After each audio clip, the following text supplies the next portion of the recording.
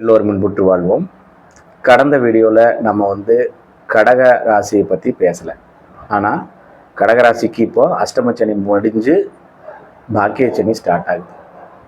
அதனால் கடகராசிக்கும் நிறைய துன்பங்கள் வர மாதிரி சில வீடியோக்கள்லாம் வலைதளங்களில் வருது.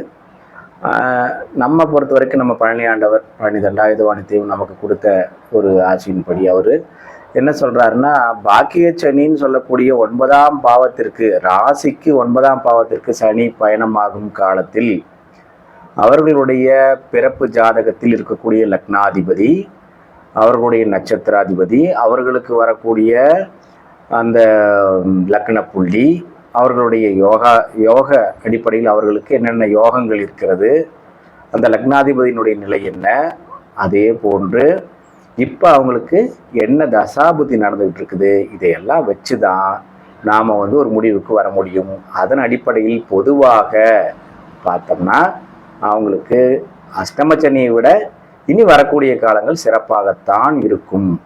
அதில் எந்த விதமான மாற்று கருத்தும் இல்லை.